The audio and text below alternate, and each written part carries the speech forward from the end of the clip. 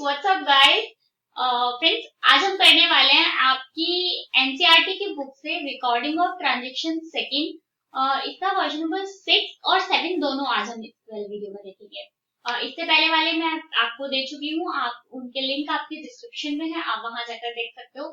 साथ ही मैंने आपसे ये भी पूछा था कि मैं बिजनेस स्टडीज की लाइव क्लासेस स्टार्ट करना चाहती हूँ, तो आप लोग मतलब अगर आप पहले चाहते हैं, मेरे पास दो क्लासेस हैं, मतलब क्लास 11 और क्लास 12। तो अगर आप चाहते हैं कि क्लास 11 की पहले स्टार्ट हो तो आप मुझे कमेंट करके बताओ। और मतलब जिसके भी क्लास 12 वाले भी स्टूडेंट्स बता रहे हैं, तो जिसके भी स्टूडेंट्स ज्यादा होंगे मैं उसकी क्लासेस पहले स्टार्ट कर दूंगी, है ना। चलो देखते हैं फटाफट से नंबर 6 में क्या बोल रहा है। Enter the following transaction in double column cash book of Messrs Ambika Traders for November 2005। ठीक है। अच्छा, एक चीज और, मैंने सेम वर्जन नीचे हिंदी में भी लिखा हुआ है, तो जो भी आपको लैंग्वेज लग रहा है, हिंदी इंग्लिश आप कोई भी लिख सकते हो। बस थोड़ा सा डिफरेंस है कि यहाँ पे 2017 है और यहाँ पर 2005। इसके अलावा कोई भी डिफरेंस नहीं है। फर्स्ट दिया हुआ है इसमें हमें कमेंट्स बिजनेस विद कैश, मतलब ये आपका कैपिटल है, तो आप इसे कैपिटल लिख सकते हो 50,000। उसके बाद है open bank account with ICICI. ठीक है। नेक्स्ट दिया हुआ है purchase good from for cash, purchase office machine for cash, sales goods on credit from Rohan and receive cheque. Next है कैश सेल। उसके नेक्स्ट है Rohan cheque deposit into bank. Next दिया हुआ है paid cartage by cheque, cash withdrawn from personal use, paid rent by cheque. इसमें जो आप वो बनाते हो, कैश अकाउंट बनाते हो, बहुत सिंपल होता है। आप कहीं कहीं थोड़ा सा अटक जाते हो जब जैसे कॉन्ट्रा एंट्रीज वगैरह आती है। अदरवाइज बाकी सारी एंट्रीज में मुझे नहीं लगता कि आपको कोई प्रॉब्लम होती होगी। फिर भी कोई डाउट है, कोई चीज है जो नहीं समझ में आ रही है, तो कमेंट करो, बताओ क्या चीज है समझ में आ रही है, हम डिस्कस कर लेंगे।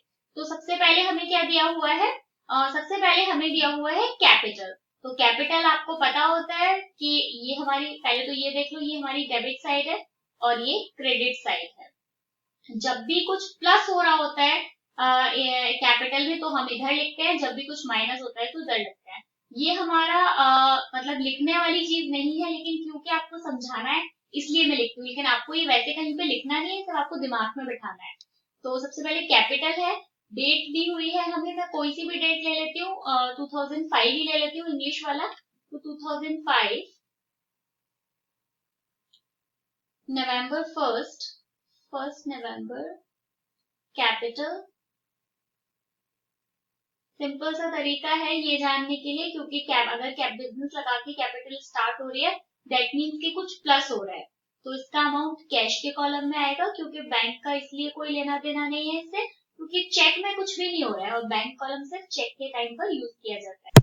अब देखो इस वाली एंट्री में क्या हो रहा है। आप पहले अगर हम ये देखें कि जर्नल एंट्री कैसे बनेगी, आपने बैंक में एक अकाउंट ओपन करवाया है सॉरी मेरा गला थोड़ा खराब है।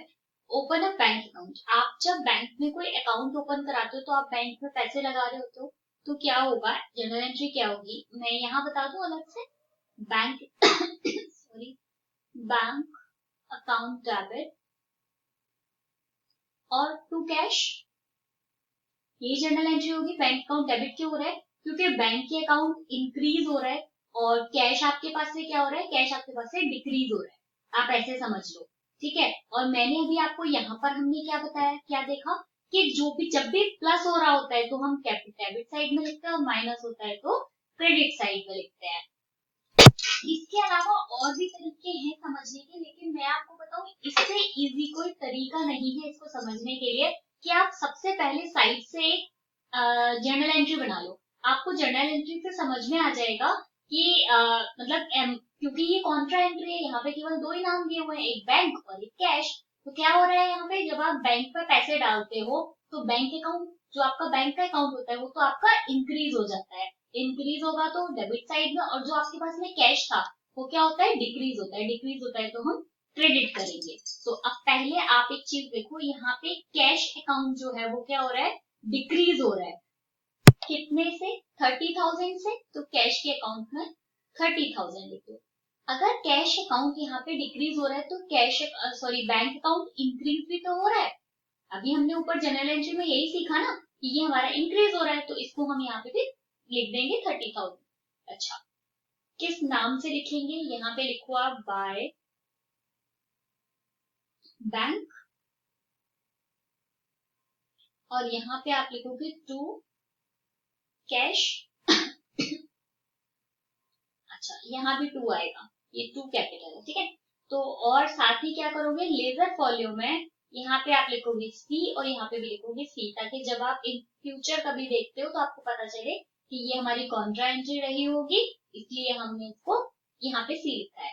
अच्छा, डेट क्या दी हुई है इसमें हमको? November 3rd, तो हम यहाँ लिखेंगे 2005 3rd November, सेम यहाँ पे 3rd November। होप आपको ये समझ आया होगा, मतलब मुझे इससे सही तरीका और कोई नहीं लगता कि जनरल एंट्री कर लो, आपको समझ में आ जाएगा। उसके बाद में नेक्स्ट क्या हुआ है, परचेज गुड फॉर कैश। आपने गुड्स परचेज किया है कैश में, कितने का? 10,000 का।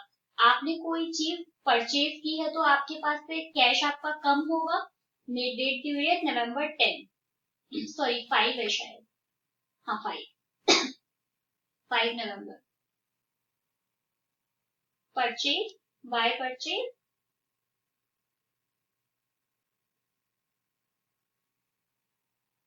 कितने का?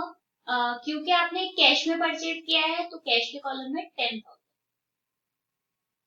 इसके बाद में नेक्स्ट एंट्री दी हुई है, purchase office machine for cash 10 नवंबर को, 10 नवंबर को। तो ये भी आपने कैश में मशीन खरीदी है, तो 10 नवंबर बाय मशीन, कितना अमाउंट दिया हुआ है यहाँ पे हमें? 5,000, 5,000। इसके बाद नेक्स्ट ट्रांजेक्शन हमें दिया हुआ है, sales goods on credit from Rohan and receive cheque. आप एक चीज देखो, कितने का? 7,000। अगर ये केवल यहाँ तक होता, रोहन तक, तो हम इसकी एंट्री नहीं करते, ये याद रखना। अगर केवल ये होता sales goods on credit from Rohan 7,000, तो हम इसकी एंट्री नहीं करते। क्यों? क्योंकि हम कैश अकाउंट बना रहे हैं और कैश अकाउंट में क्रेडिट की एंट्रीज नहीं आती। लेकिन वो यहाँ पे क्या बोल रहा है, इसका क्या मतलब निकलता है? इसका मतलब ये निकलता है कि आपने कभी पहले क्रेडिट में किया होगा सेल, लेकिन आज वो चेक क्या हो रहा है, आपको रिसीव हो रहा है, तो अब तो आपको एंट्री करनी पड़ेगी 7,000 की। तो ये आपकी रिसीप्ट है, आप इस साइड में लिखोगे 15 नवंबर टू रोहन, अमाउंट दिया हुआ है आपको 7,000। अच्छा, एक चीज और, आपको शायद पता होगा, किसी ने पहले वाला वीडियो देखा है तो समझ में आ जाएगा। शायद क्वेश्चन नंबर 5 था, शायद, आई एम नॉट श्योर कि 5 था या 4 था। मैंने उसमें एक चीज बताई थी, जब भी ऐसा होता है कि आपको कुछ टाइम बाद चेक रिसीव हो, मतलब या तो आपको स्पेसिफिक दिया हो कि आपको चेक सेम डे रिसीव हो गया, तभी आप उसको चेक मान के बैंक के कॉलम में लिखते हो। अगर आपको चेक बाद में रिसीव हो रहा है, कुछ टाइम बाद रिसीव हो रहा है, तो आप उसे कैश कंसीडर करते हो। ऐसा क्यों होता है? क्योंकि जो सेल होती है वो क्या करती है, आपके रेवेन्यूज को जनरेट करती है। तो ऐसे क्या होता है कि जो आपका कैश अकाउंट होता है, मतलब जो आपका कैश अकाउंट होता है वो तो डेबिट हो रहा होता है क्योंकि वो प्लस हो रहा होता है, और जो आपका सेल अकाउंट होता है वो आपका क्रेडिट हो रहा होता है। इसलिए अगर जब तक ये ना दिया हो, ध्यान से समझो, जब तक स्पेसिफिक आपको ये ना बताया जाए कि चेक उसी दिन रिसीव हो गया था आपको, तभी आप इसको क्रेडिट सॉरी चेक में मानोगे, मतलब बैंक के कॉलम में इसका अमाउंट लिखोगे। अदरवाइज आप इसे हमेशा कैश में ही कंसीडर करोगे। तो आप इसे यहाँ पे लिखो, डेट हमें बताई गई है, एक बार डेट देखते हैं तो डेट दी गई है 15, 7,000 अमाउंट दिया हुआ है 15 नवंबर, तो रोहन और 7,000 कैश के कॉलम। होप आपको ये चीज समझ आई होगी, जब तक स्पेसिफिक आपको ना बताया जाए कि ये उस दिन रिसीव हुआ था, तभी आप इसे चेक मानोगे, अदरवाइज हर कंडीशन में आप इसे कैश में ही कंसीडर करोगे। नंबर 18 में क्या दिया हुआ है, कैश सेल, कितना? 8,000 कैश में सेल हुई है, सिंपल है। डेट क्या दी हुई है? 18 कैश सेल, 18 नवंबर टू सेल 8,000। उसके बाद में नेक्स्ट आपको दिया हुआ है, यहाँ तक हमने कर लिया। नेक्स्ट है Rohan's cheque deposit into bank. अच्छा, ये भी कॉन्ट्रा एंट्री है। देखो समझो कैसे। अब देखो ये वाली जो एंट्री है, मतलब जिसमें 20 डेट पड़ी हुई है, वो रिलेटेड है 15 वाली से। क्यों रिलेटेड है? आप देखो इसमें क्या था, sales goods on credit from Rohan, यानी हमने रोहन को जो सामान सेल किया था उसका जो चेक आपको रिसीव हुआ था, उसका चेक आपने अब जाके बैंक में डिपॉजिट किया है, ऐसे समझो। अच्छा, पिछली बार जब मैंने ये क्वेश्चन आपको समझाया था, तो किसी एक स्टूडेंट का कमेंट था उस पर कि मैम ये कैसे पता चला कि ये इससे रिलेटेड है, हमें कैसे पता चलेगा? ऑफ कोर्स पता चलेगा। देखो, क्या इसमें कोई अमाउंट दिया है? नहीं दिया है। अगर कोई अमाउंट ही नहीं दिया तो फिर हम वहां पे एंट्री कैसे करेंगे? क्यों? जब तक अमाउंट नहीं दोगे, विदाउट अमाउंट तो हम एंट्री नहीं कर सकते ना। तो जब कभी भी एग्जाम में इस तरीके के क्वेश्चन आपको देखने को मिले, उससे आगे पीछे देखना, एक दो एंट्री उसके बेस जरूर दी होगी। तो इसकी अगर हम जनरल एंट्री देखें कि आप चेक डिपॉजिट करते हो बैंक में, तो जनरल एंट्री क्या बनती है?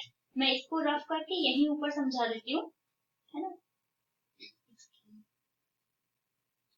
हाँ देखो, जर्नल एंट्री बनेगी इसकी, बैंक अकाउंट डेबिट होगा,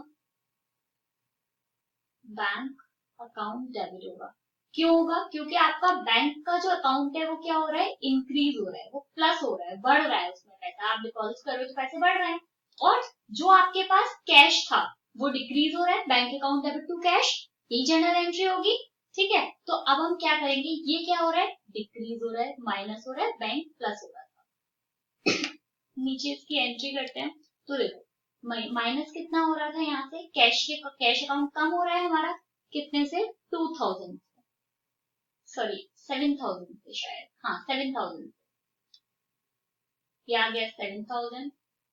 ये यहाँ डिक्रीज हो रहा है और यहाँ पर क्या प्लस हो रहा था, एक अकाउंट क्रेडिट हो रहा है और डेबिट क्या हो रहा था, बैंक का अकाउंट हमारा डेबिट हो रहा था। तो ये बैंक के कॉलम में हम 7000 लिखेंगे। डेट जो है वो हमें दी हुई है यहाँ पर, डेट एक बार मुझे देखनी पड़ेगी, डेट दी हुई है 20 नवंबर 20 नवंबर 20। क्या दिया हुआ है, बाय बैंक, और ये क्या दिया है, 20 नवंबर। मैंने यहाँ पे डेट 20 नवंबर लिखना चाहिए था।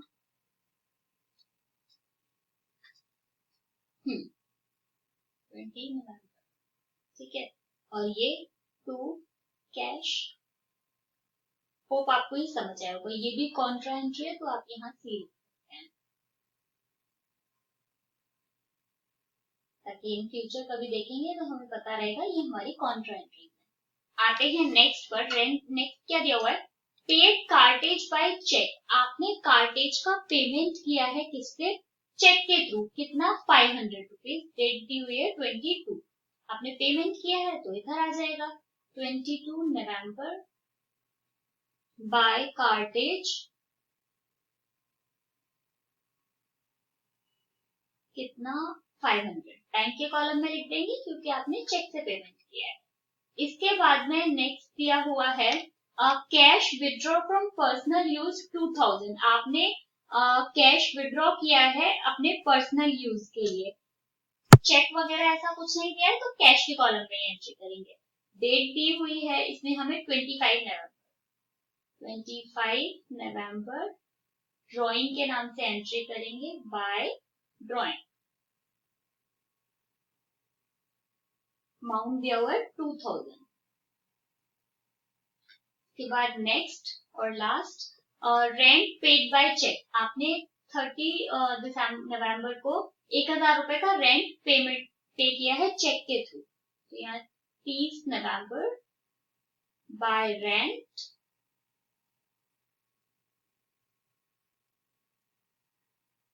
चेक के थ्रू पेमेंट किया है 1000 का। बस ये सारी चीजें हो गई, इसके बाद कोई बचा नहीं है हमारे पास में। अब हम टोटल लगा लेते हैं। जैसा कि मैं हमेशा कहती हूँ कि मैं पहले हमेशा डेबिट साइड का, रिसीव साइड का टोटल लगाती हूँ। तो मेरा रिसीव साइड में टोटल जो है वो आ रहा है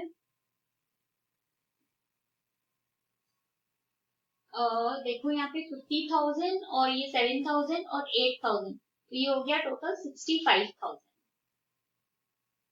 65,000 और इधर क्या है 37,000, क्योंकि दो ही फिगर है, 30,000 और एक 7,000। सेम टोटल में इस साइड भी लिख दूंगी, 65,000 और 37,000।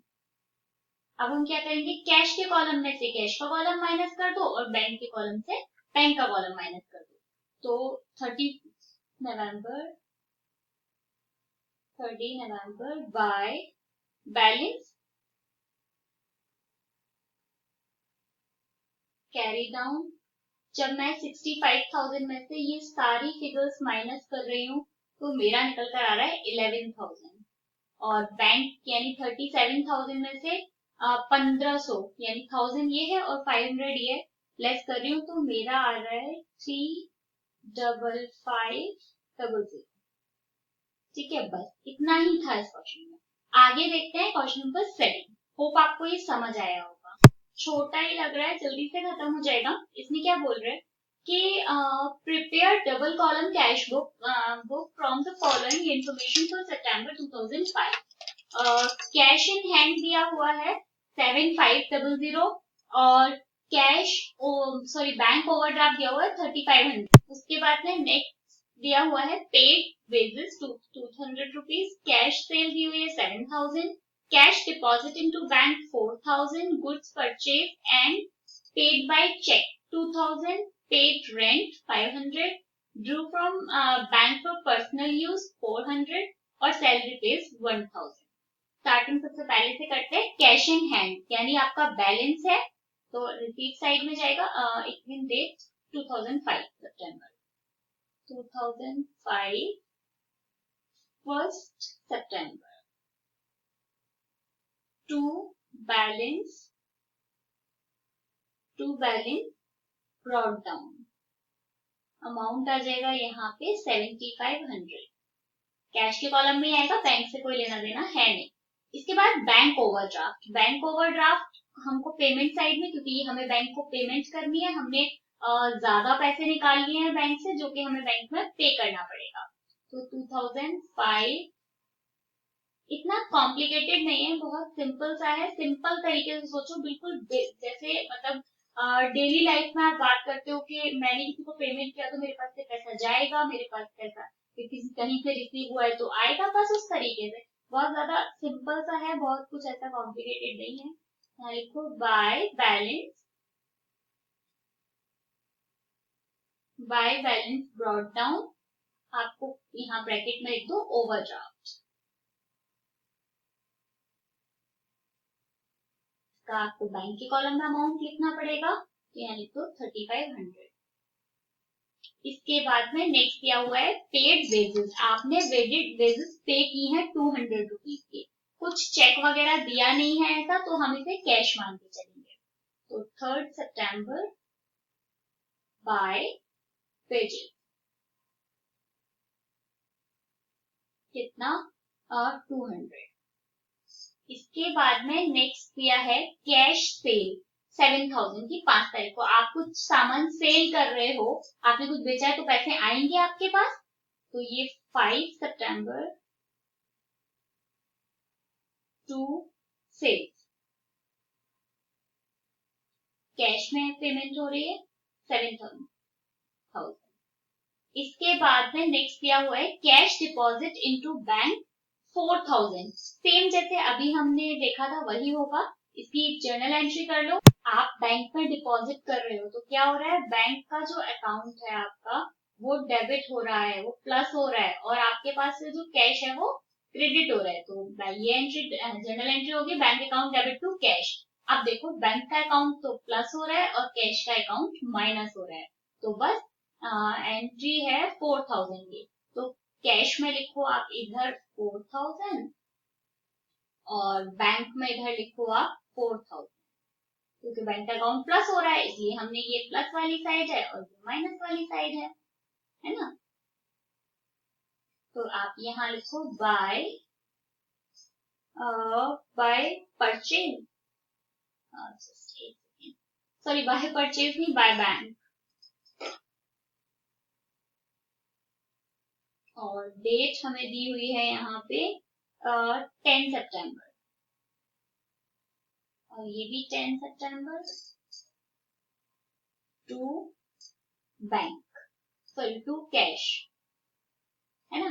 इसके बाद में नेक्स्ट कॉन्ट्रा एंट्रीज के लिए, मतलब मेरे को बहुत बार सब पूछते हैं कि कॉन्ट्रा एंट्रीज में बहुत कंफ्यूजन होता है। मुझे लगता है कि अब जो लोग मेरे वीडियोस देख रहे हैं, शायद उनको कंफ्यूजन नहीं होना चाहिए। प्लीज फिर भी अगर कहीं भी कंफ्यूजन रह जाए तो डाउट मन में मत रखना, कमेंट करो, मुझे बताना कि आपको क्या प्रॉब्लम हो रही है, हम डिस्कस जरूर करेंगे। और वैसे सिंपल तरीका है, आप जर्नल एंट्री कर लो, सारी प्रॉब्लम सॉल्व हो जाएगी। इसके बाद में नेक्स्ट दिया हुआ है goods purchase and paid by cheque. आपने गुड्स परचेज किया और चेक से पेमेंट किया 2000 रुपीज की 15 तारीख में, तो आप यहाँ लिखो 15 सितंबर, पेमेंट साइड में आएगा ना, बाय परचेज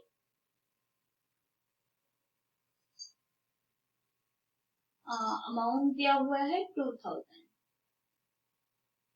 आते हैं नेक्स्ट बोल रहे हैं कि पेड रेंट 500, आपने रेंट पे किया है 20 को, रेंट पे किया है तो आपके पास पैसा फिर से जाएगा, तो बाय रेंट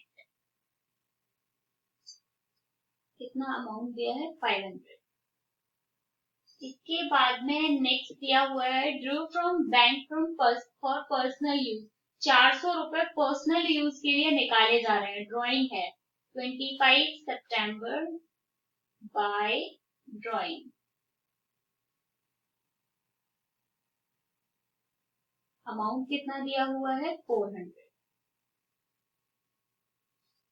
इसके बाद में ये तो समझ में आ गया होगा बैंक के कॉलम में क्यों लिखा, क्योंकि दिया हुआ था कि बैंक से निकाले। सैलरी पेड, आप पे 1000 सैलरी दी गई है 1000 की, तो 30 सितंबर बाय सैलरी 1000, ये हो गया सारा। अब हम क्या करेंगे, इनका टोटल लगा लेंगे।